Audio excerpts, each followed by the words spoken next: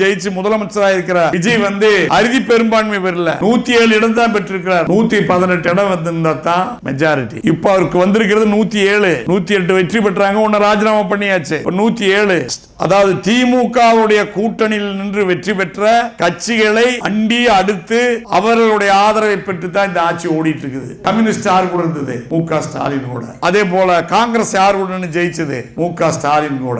நம்ம கூட இருந்து ஜெயிச்ச அம்மாமுக இன்னைக்கு அவங்க கூட இருக்குது. இது ஒண்ணும் 5 ஆண்டு காலத்துக்கு முழுமை பெறுமா, ஒற்றுமையா இருப்பாங்களான்னு சொல்ல முடியாது. நிச்சயமாக 7 தொகுதிக்கு இடைத்தேர்தல் வருது. 7 தொகுதி இடைத்தேர்தலையே தாவேகாவுடைய சாயம் வெளுத்து போகும். ஓட்டு கேட்க போகும்போது மக்கள் கேட்பாங்க, தாய்மார்கள் எங்க 2500 கேட்பாங்களா மாட்டாங்களா?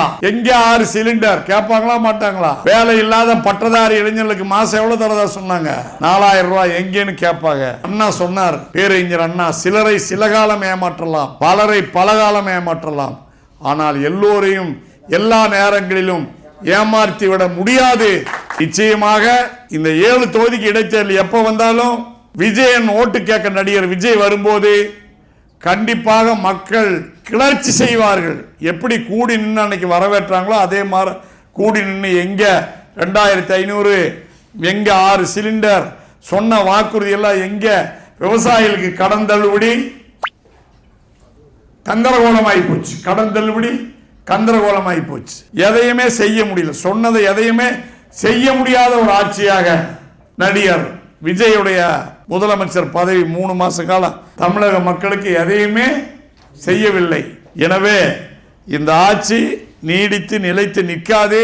இந்த இடைத்தேர்தல் முடிந்தால் யார் யாருக்கு என்ன பலம் என்பது தெரியும். நாமும் நம்முடைய பலத்தை நிச்சயமாக நம்முடைய பொதுச் செயலாளர் அண்ணன் எடப்பாடியார் நிரூபித்தே காட்டுவார்.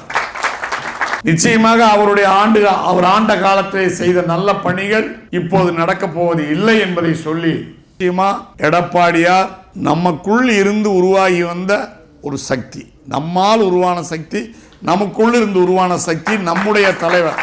நிச்சயமாக நம்மை காக்கும் கரமாக அவர் உறுதியாக இருப்பார். நினைத்ததை அவர் நிறைவேற்றியே காட்டுவார். அதற்கு நாம் அனைவரும் அடியாருக்கு துணையாக நிற்போம். எப்போதும் உங்களுக்கு எந்த வகையான சூழ்நிலையிலும் நாங்கள் உங்களுக்கு துணை நிற்போம். எப்போதும் எந்த சூழ்நிலை எதிர்க்கட்சி என்பதற்காக பின்வாங்கி ஓடிவிட மாட்டோம். நன்றி, வணக்கம்.